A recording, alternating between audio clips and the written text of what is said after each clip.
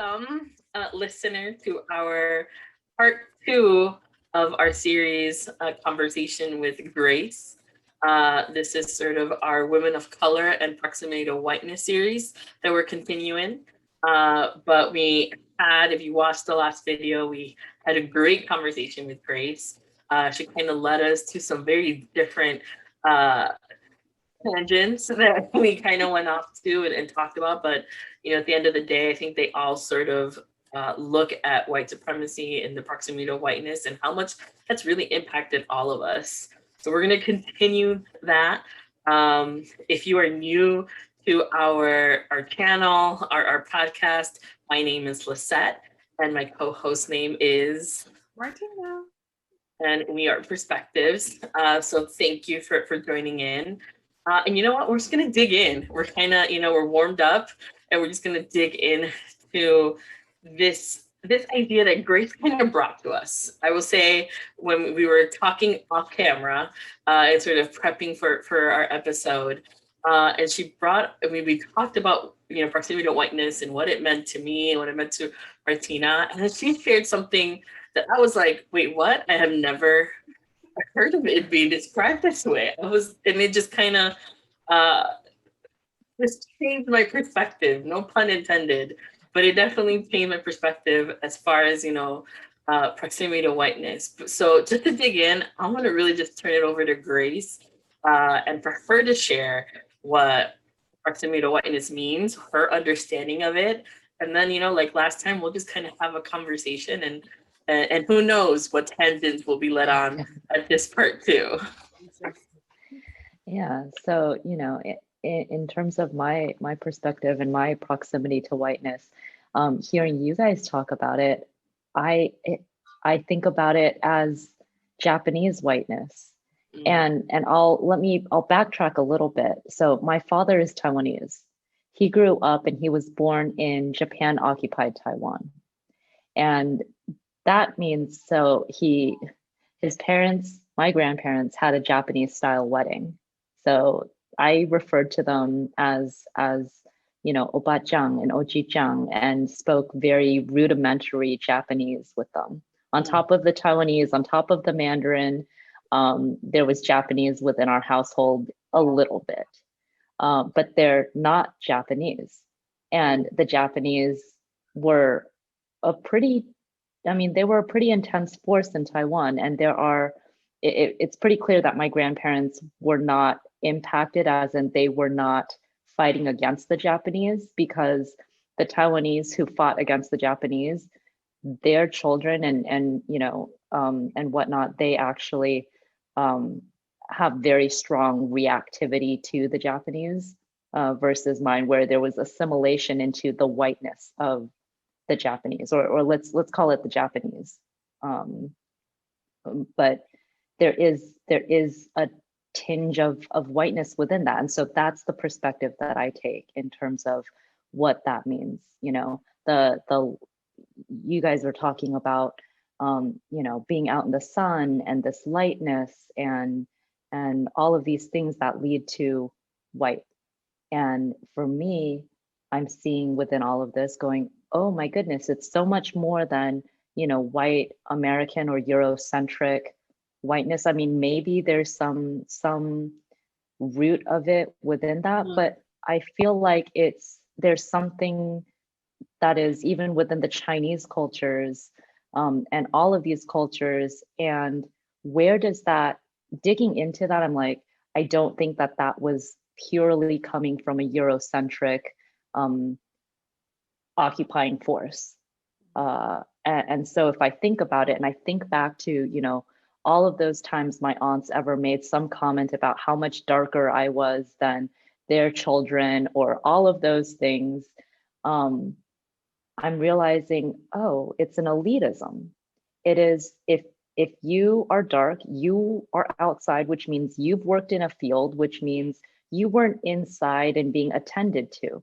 You didn't have, X, Y, and Z. And it goes to Martina, I think what you were talking about, which is like, how you get heated over education, and like this idea of like, being more educated and that proximity to whiteness. And that's exactly what that is. I see it in a, maybe, can I say, in an un-American or in a much more international based perspective, where it's not specifically the white supremacy of America or a Eurocentric one, but across the board, that whiteness, where is that? What is that? What is that? No, and you are allowed to say that. As we Say whatever you Tina want. and I always say, it's our perspectives, it's our lived experience, it's what we've seen. So we will never try to suppress that unless it's completely just racist or something. Then I'll be like, no. We could be having none of that here on our channel. But It's not a tangent. but no, and when I mentioned earlier, sort of the perspective that you brought, and something that I hadn't thought about, that maybe white supremacy isn't all about this American or Eurocentric sort of thing. Maybe it's rooted in just somewhere else, or there's just this idea that where it came from, you might not really know, but how it's executed and how it's brought in other cultures and in other ethnicities in other countries can be very different from like my understanding. And I think that's what really kind of made me think. And even right now, when you said, it's an elite thing, right? And sort of, I heard it like that.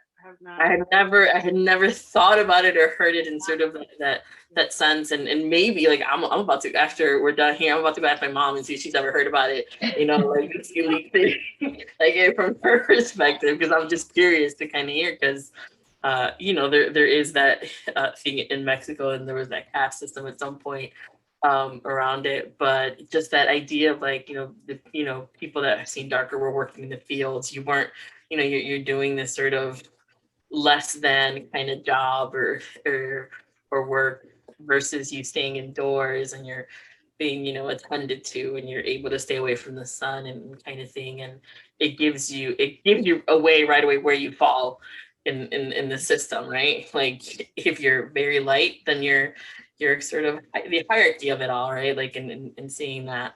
But Martina, like I'll let you kind of, because I'm still processing a lot of what Grace said.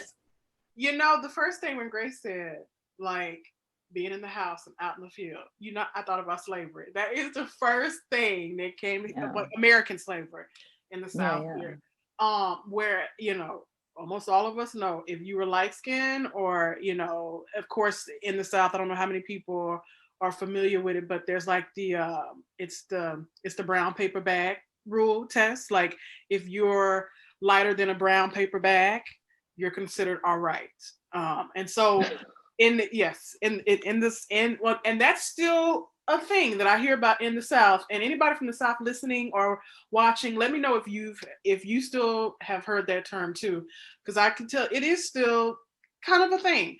But yes, in slavery, of course, it was the lighter, more fair-skinned blacks that were in the house, and the darker skin were out in the field. And of course, if you're out in the sun, you're gonna get darker. And oftentimes, slave master, well, he had his way with all the women, dark, light, whatever. But just because you were in the house didn't mean you were safe. You may have been brutal. I mean, you were brutalized in just a different way than possibly somebody who was out in the field. And women in the field were not safe. Definitely not. They were being raped and sexually assaulted and God knows whatever else. Gave rise to children who were probably fair skinned, and their children oftentimes, who, if they were light enough, would often end up in the house because they were fair skinned. So children was pulled away from their mothers who were still out in the field. So that's just what kind of made me think about that, and how it's kind of like this universal thing. It's not just an American type of way of thinking about being closer to white or that proximity to white.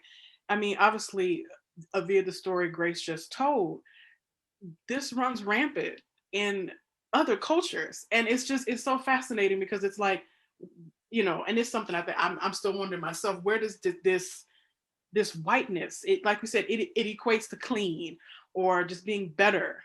And it's just this idea that just runs deep in almost every part of the world. And it's not just an Americanized idea of white supremacy.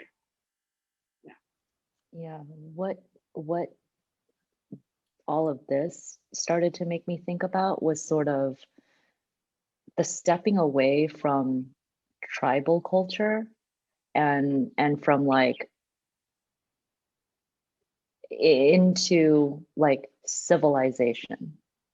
And so it's in that, and to go back to that into something that is more native culture, because there are native cultures in Taiwan. In all of these places there are the native cultures, and then there's the whatever has come since, and in the civilized construct that we all are living in, right?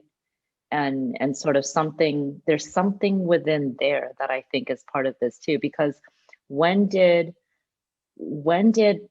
education in a school, or a specific type of education, become more important or more valid than the lived experience, which is what we're talking about, right? Because our lived experience is absolutely real in an education, and part of that cannot be discounted.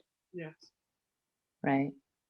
And yet we somehow, in whatever this construct is, hold a higher value to a particular way of speaking or way of X, Y, and Z, because it signals to that, whatever that is. And that, in this context, in these perspectives, is that proximity to whiteness. Colonization. Yeah. Yes. Yeah. Yeah. And when you said that touched on tribal and what is considered civilized, that is true. A lot of societies that are deemed less than come from tribal backgrounds, or that's just a part of their heritage is tribal. And I think about Mexican American, African Americans, just make that comparison there. But it's a lot of this idea that wanted to erase people's history, to me, erase where they come from, to fit in this box, to fit a standard of what's supposed to be respectable or civilized or proper, and telling people that where you come from is simply not that.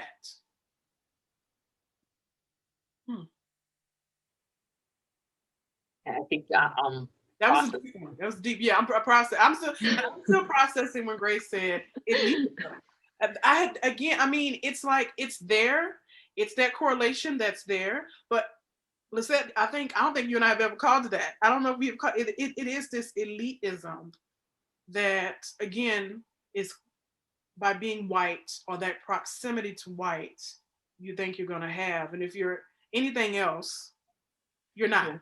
You're just not elite. You're not in that category. Yeah, and it makes me, Grace, you kind of make me think about when you say the tribal, and sort of when you think about Native American, Indigenous, and even in my own thought, like I never grew up thinking Indigenous is me, like I'm Indigenous. But I remember when I did my ancestry DNA, and it said, Indigenous, certain percentage, and I was like, Indigenous, because nothing, it kind of like threw me off. And I, went back and I was like, well, of course you are, like of course you're gonna be that percentage, because it's like nobody talks, like we don't talk about Mexican sort of heritage in a native Indigenous way, at least not in my sort of circle. It is until recently that I've kind of seen it pop up more, even like mainstream kind of social media kind of way, that it's connecting and you're recognizing that, no, if you're Mexican, like full on Mexican, and you have that, like you're Indigenous, like that's your root, is that. And seeing that, but also as kind of just studying a little bit, and making that connection of like, you are, even in Mexico, like if you are sort of just associated more towards, you being Indigenous, or you look Indigenous, or whatever the thing is, like there are people who think you're less than, you're less educated, you're less that, and to kind of make that connection, what you just mentioned of it, and who deemed it that way, right? Because we talk about like our lived experiences, stories that are kind of given down from generation to generation, like those are all, that's history.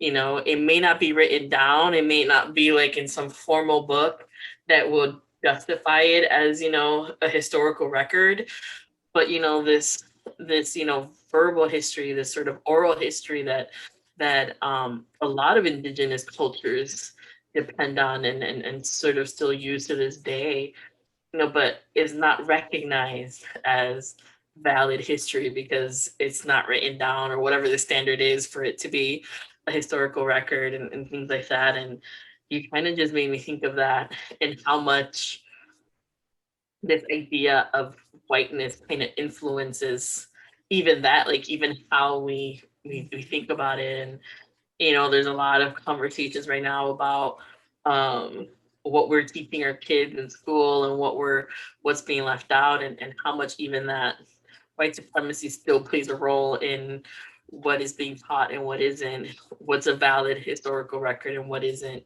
from an educational perspective, and doing that. So yeah, no, like I'm definitely gonna take some time after we're done with our conversation, just kind of continue processing some of this, and I'm sure we're gonna have an episode about elite, what it means with white proximity, and even just maybe dig into it a little bit even as before we close out here. But I think there's a lot to be said about, I'll just be curious kind of as we continue talking, Grace, like if we're able to kind of pinpoint a little bit as to where that whiteness, that concept really comes from, and who dictates it, right? Like who decides that, where is it coming from? Is it a religion point of view? Is it just a man-made? Is it just men, the patriarchy, they just kind of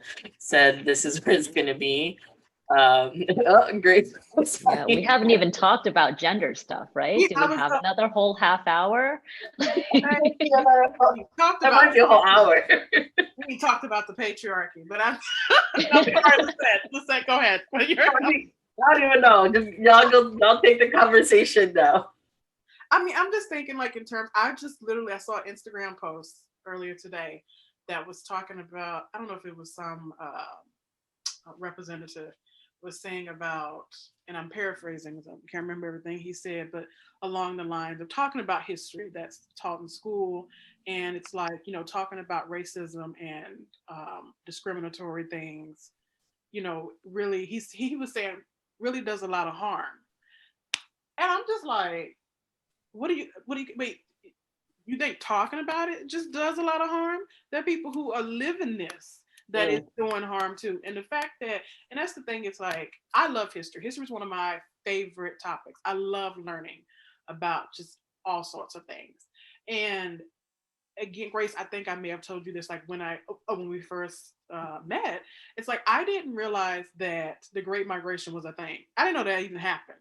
I'm born and raised in Mississippi, had to come to Chicago and go to grad school where a group of my friends at the time were reading The Warmth of Other Suns, which is about the Great Migration from the South. I was like, what is this book? They were like, you've never heard of this. I've never heard of this. And the most African Americans that settled in Chicago, the majority of them came from Mississippi.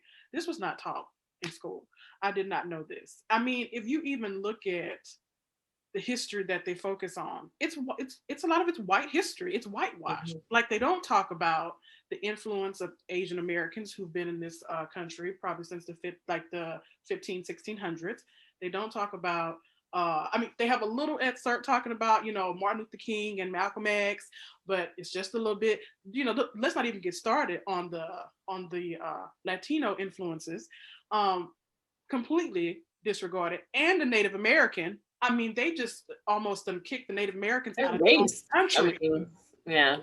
And so it's like, where is this history? And the fact that, I mean, I know we've all heard about different schools wanted to teach Black history versus not teaching like African American history. And I'm like, what is such this big thing? It's like you want to keep kicking this stuff under the rug, yet you're still treating people this way. It's like, you want to throw the stone and hide your hand and say, well, I don't know what you're talking about. I don't let's not talk about it because it's not desirable. It's not proper. It's not clean. It's not something that they want. I don't know who they're, I mean, and when I say they, I guess people in power, the white man, whomever, like people still living these lives. And who are we hiding it from? There's no secret. People know how horrible minorities are treated in this country and abroad. It's just like, who are we running from? Like, who are they trying to hide hide the facts? These are facts, things that have happened. And for me, being a woman that was in my 20s, like I said, who learned about this, I was kind of embarrassed. I was like, this is my home state. I have never, my parents didn't hear about this. I mean, they might have heard whispers about it, but who knew there were all these books and so much information around this great movement out of the South to the North? Nothing. We just didn't know about it. That is the reality that we live in, right? Like I think that's the reality that we live as far as our educational system, and how we mentioned it. It prioritizes the white history, right? It prioritizes and makes white people come out looking better than anything, right? Like everything that they did was right. It was their destiny. It's their whatever birthright, whatever. It kind of just showcases that idea that white people just did it well and did it better, and it was what they were supposed to do, and it kind of erases all of the bad things, right? When you think about like why isn't there Native American history being taught? Because it paints white people very bad. Why isn't slavery and the ramifications and all that, what it means today, like why is that taught? It paints white people bad. Like it just I'm sure a lot of white men predominantly probably just wish they can have a wand and just erase all of that and just be like let's not even talk about it, like and do that. And they've kind of done that, at least in the United States. There's no taking responsibility for what was done to Black, brown, indigenous people and Asian as well. I mean, you think about World War II and internment camps and all those, like, there's just so many things that were done, and nobody wants to acknowledge it, take responsibility, and they just kind of, instead of doing that, they just print history books that kind of make it seem in a little paragraph. If you're lucky that your teacher might talk about it. If not, you kind of just gloss it over and go like, yeah, we're gonna go to the next part. Like we need to be it's concerned. In the did you know box at the bottom of the chapter. Did you know where they have the American Revolution is like 5 chapters. Yeah. Okay, we get it. We broke from Great Britain. Let's move on. There's much shit that happened besides the American Revolution. One thing that is kind of caught when you guys talk about this is that's how power works, right? Unfortunately, that's when with power comes the writing and choosing of what is historically recorded, right? And so that is not to that, and that just kind of came to mind as like, well, that's unfortunately how power works. But what's interesting is now we have this opportunity to recall history in a different way and to ask for it to be clarified.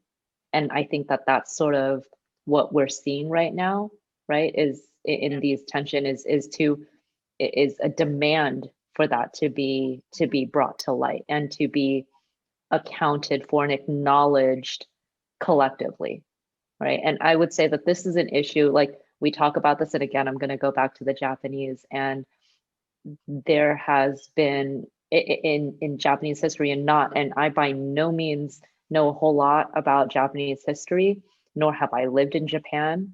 But my understanding is that history isn't taught in the same way either. and the Japanese are retelling, and there are things that need to be reckoned with and brought to the surface. And then how is it that we reconcile our history? Because like, yes, there is like the, I guess, who is going to be held accountable, or all of these things that is sort of putting it up against this power, right?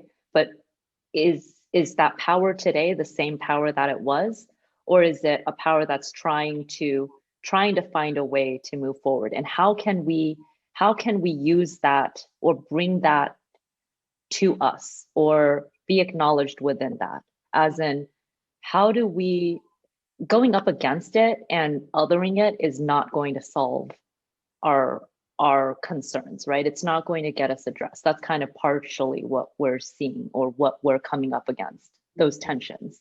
How do we welcome the conversation so that someone, and not to say that we should white glove handle anybody, but like, how to sit at the same table and have this conversation with someone with a completely different perspective and a completely different lived experience, and someone who didn't single-handedly do something to either you, me, or anyone sitting at the table, right? And all we can do is sort of like reckon with ourselves and find that way to move forward, and like, without excuses for what has happened, but what is that? And I don't know. That's what that kind of just started getting me thinking about, was, you know, understanding that power has paved the way to this, and now we're trying to all shift and like reconcile the entire history, because there are enough of us here that are American and coming together, as opposed to continuing to break off into our little, to stay in these boxes or whatnot, to really come out into the collective. Does that make sense? No. Then I go. No, I love how you continue to kind of push us to think about this collective. And I appreciate it, because sometimes we do get so bogged down into sort of, this is how it's supposed to be, or like, this is what we think should be done. And in reality, you know, and Martha and I talk about it often, of like, you know, we're only going to get there if we do it together. You know, and if we find that common ground, and we find that sort of that collectiveness, and, you know, it's gonna take all of us, including white people, to kind of be at that table, at that round table. I've always been a fan of King Arthur and the Round Table, so you'll see me kind of bring that up. But, you know, that's sort of true equity, right? Like, nobody really has the head of the table kind of scenario. Proximity to nightness. No, look at that. That's me. I don't know what it is about King Arthur. That was good. Oh, that was good, Grace. I love it. Bringing the humor to this, so many heavy topics. We know that we touch on so many things that that can make sometimes your brain hurt when you think about it and ponder it a lot.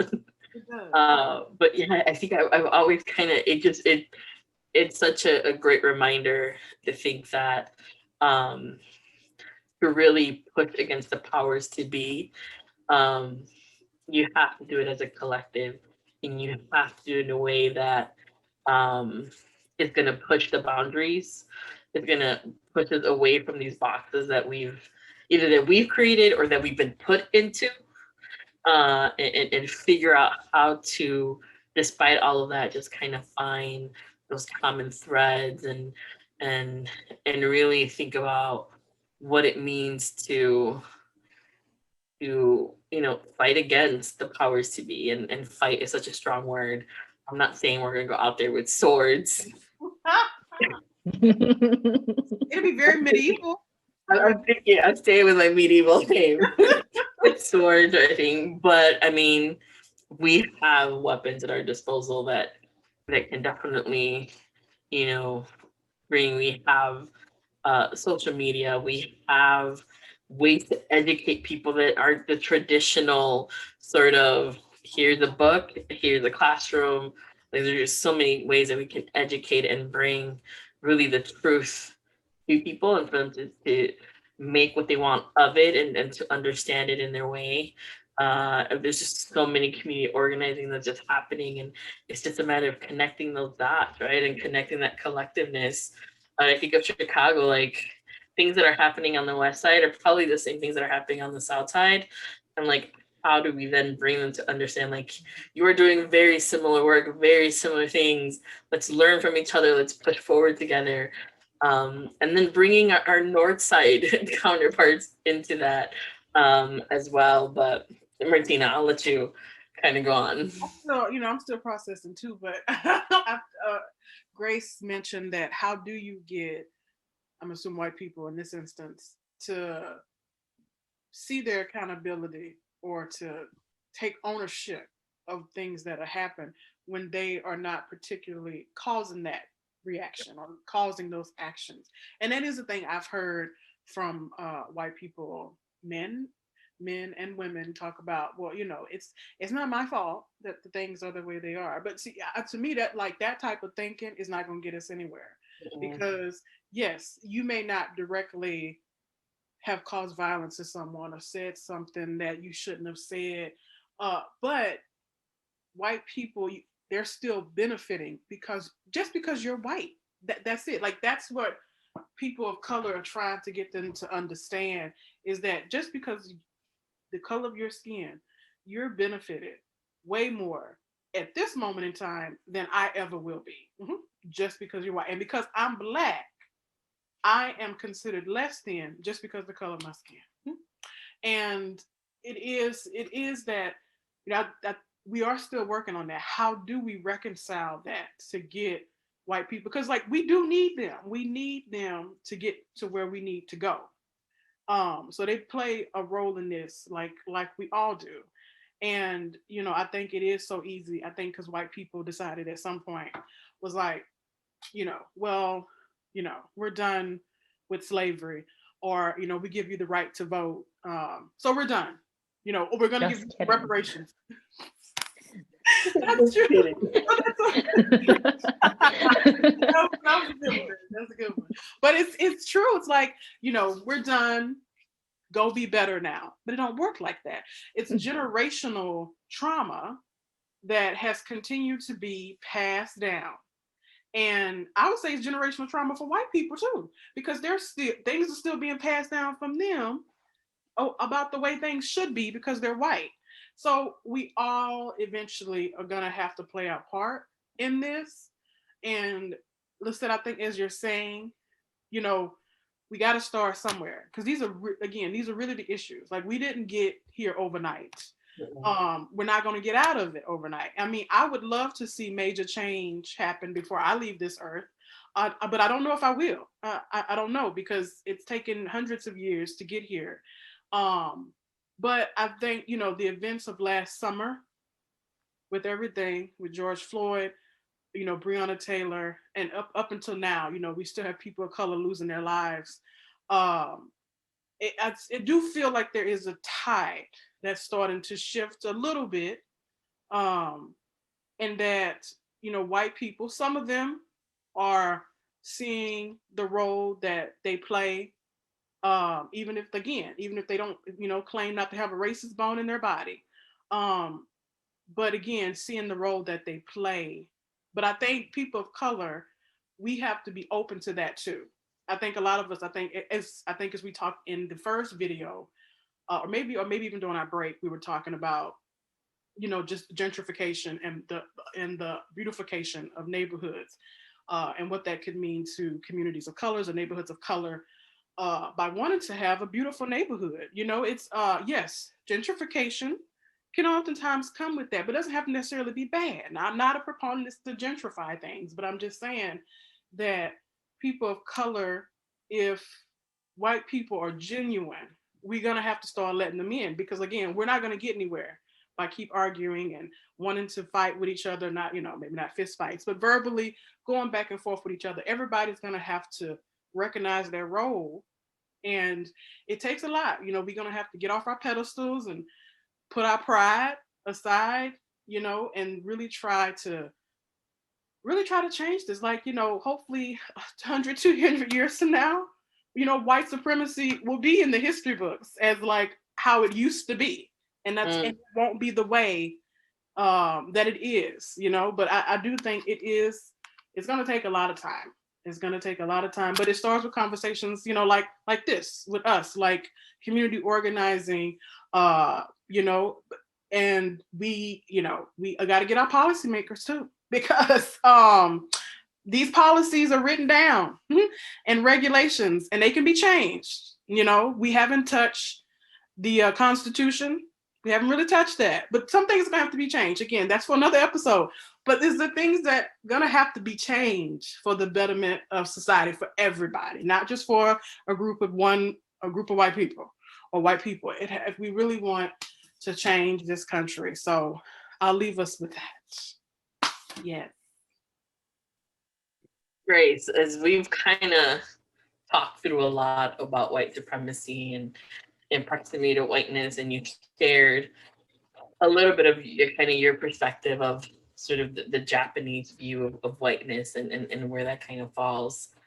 How do you feel that has sort of, I know you shared a little bit in the last episode of like, it's who I am, it doesn't matter if I'm American enough or Asian enough, but when you think of that like white proximity or sort of that whiteness and the closest, like, how do you feel or see or has that impacted you in any way, that you kind of think has this sort of conversation made you think about your own sort of proximity to whiteness and what that kind of means to you a little bit more? What it has me thinking about is sort of, and I'm trying to figure out how to put this into words. It has me thinking about how I don't cling to any one of these identities or boxes, which I think we've spoken about. And it's something within that man puts me in a really weird headspace. And it's almost like how do I feel privileged within that, because I can't even speak to the freedom that it allows me. And it isn't by it, like, and the way that I think about it is like, how do I use the space that I feel like I can move within, or the things that I don't identify within, the freedom that it releases me from, or the weights of that. Like, how do I take that and share that with and encourage others to get up into that space too? And I guess like that's sort of what I'm thinking about in terms of like what that proximity to whiteness is. And I'm wondering, in my head, there's that little voice that's like, is that what white privilege is? Is that what that feels like? And is that? And then I think about it, and yeah, I don't know, that's sort of what it's got me thinking about. One thing that is now kind of caught in my mind about white privilege and privilege in general. I want to share something that happened to me earlier this year, an exchange that I had with a white man that I didn't know very well, but was in a meeting with, and had been starting a project, in the beginnings of a project. And he said something to me where he said, I'm in a place where I walk into a room and people listen, like I'm acknowledged because I am a white male. And it is because of this that I know I can use this privilege to take what you're sharing with me and make it heard in a room full of other white men. And that is what I can do. And I was like, whoa, hold on a minute. Like, he's like, because what you have to offer and what everybody in this conversation has to offer, I can package that and I can say it. And somehow because I say it, there's authority behind it. I'm like, wow, that's really interesting. For someone to directly say that to me and to say that, like, I'm finding a way to get you into the spaces and like acknowledge you. And like that to me, it's not that I want or am asking any white person to abscond their white privilege or push or, you know, come up, have some reaction against it and step away from it, but to use that to get other voices into the spaces that they need to be in, right? That they're not in, to look around and say, there's something that isn't quite right here, but you hear me in a way that you can't hear other people. And to translate and code switch in some way to get those voices heard and to get people seen. And I think that that's sort of what I'm thinking about within perspectives, is how to shift perspectives that are very, very far away from all of this, from one another. And again, I think that's the power of this podcast and what you guys are doing. Or yeah. I agree with you in the sense where I feel that, and this is why I say, to back up a little bit, like we need white people because of white supremacy. We need white people like this white man you were talking about to help voice it, because they may look at one of us, and particularly because we're also women, and women already, we can't get much across anyway, and it's always hard for people to take us seriously because he is a white male and someone he recognizes his privilege, that he can get things done a lot quicker than we can, just because again he's white and he's a male. And I think that is, there's not a benefit of white supremacy, but it's almost like this weird double-edged sword type of thing where it's not good that that is the way it is, but also it can be if he's using his voice, or any white person using their voice for the good. And this is why I'm saying, this is why I think it's hard for minorities to often let white people in. But if they do have a genuine, like you see that they are genuine, they are really trying to help change the way shit is, you know, we have to almost kind of accept that in a way, because our voices, you know, are starting to be more elevated, but we're not anywhere near where we should be. So we need people like him to help the cause, to help make other white males in particularly see, to help get policies changed, to help get the right infrastructure or the right education for our children. We still need that help from them, which I'm kind of ashamed of, but yes. Yeah, so like that's the thing is you said that and I'm like, oh, that's not what I meant to say. That's, hold on a minute. Now I'm gonna get yelled at in your comments. No yelling. But I think what it is it's where we can amplify and uplift the voices of one another, we should, right? And we try to, versus like the othering or the cutting down of anyone else. Not that I think that's happening here, but I think that was kind of what I was thinking was, oh, even for me, because, you know, of maybe it is because of my, whatever it is within my upbringing that allows me to be, to speak or be in spaces that I am, how to hand the mic off when I get there. And that's kind of how I think about a lot of these things. is how to do that and what that means. There's something that I always say is that there's enough space on the platform for everyone. Like there's enough space on the stage for everyone to come up and be and talk. And I think you made me remember that that I say that, and it kind of reminded me of that where I can step away and let other voices come up and give their truth, their story, and sort of do that. And I think in the space of changing policy, of changing systems, a lot of the time it's white people having to lead that charge and doing that. I think that's where I think I see Martina kind of alluding to that, where it's like, if we want that real systemic change, a lot of the time, unfortunately, because of white supremacy, because of where we're at in this, particularly in this country, you know, it may not always be led by people of color.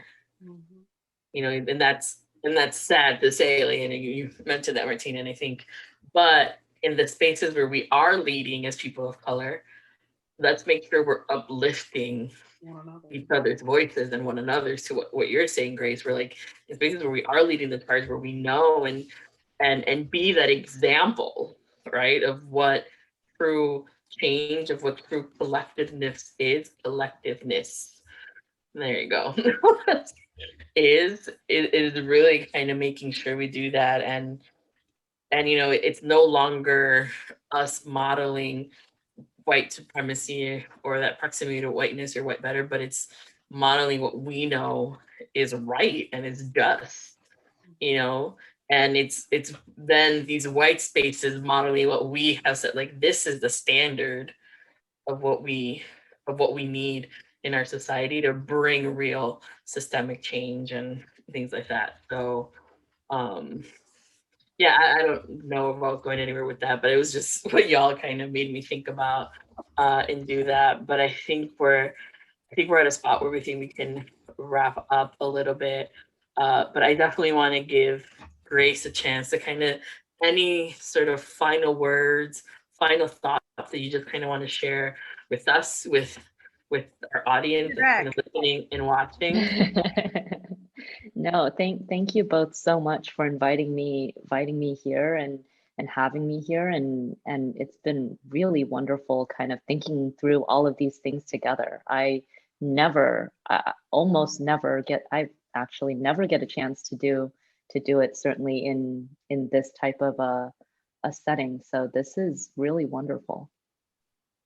Thank you. And you will be back. This won't be your only time with us. Oh, you will be. And I again, I thank you, Grace. Like, from when, you know, from when we first got connected and had that first conversation with you, Lisette and I mean, we're still very excited. We were like, oh my God, like, she's wonderful. Like, she, even on that initial call, the things you were talking about, just like over these last two videos, you really got me thinking, just really about just, and you know, this is why we want to have this series, because like I said, it's, you know, we are similar, but you know, we think about things, we may think about and process things differently. And you really have given me things that I, you know, similar to Lisette, you know, I need to go Google and like read about, because it's just made me think about things, especially about whiteness and looking at it outside of the American point of view, are things that, you know, kind of thought about but hadn't really explored until you brought it up. So I thank you again for being willing to come on here, being the first guest, and just being so open to share with us and share with our viewers and listeners as well. So thank you again. Well, thank you, listeners and the audience that's watching on YouTube. Thank you for sticking around and listening to us. And I hope that something has sparked either a fire or a thought, or just kind of you saying, you know, I'm going to Google something, or I'm going to ask so-and-so, or have a conversation of your own with somebody and wanting to explore that. If you have any questions, any topics that you think that you'd love for us to explore from this 2-episode series with Grace, or open to it, please put it in the comments below, or DM us on our social media platforms and let us know. We're always open to conversations with others and in other perspectives as well. But we appreciate you. We thank you, Grace, again for being here. And like I said, this won't be the last time you're on our guest. You are a part of our perspective growing family, as Martina and I kind of see it. So thank you all again. And you will catch us next time. And have a great day, evening, weekend, week, whenever you're watching this. Yes. Take care, everyone. Bye-bye.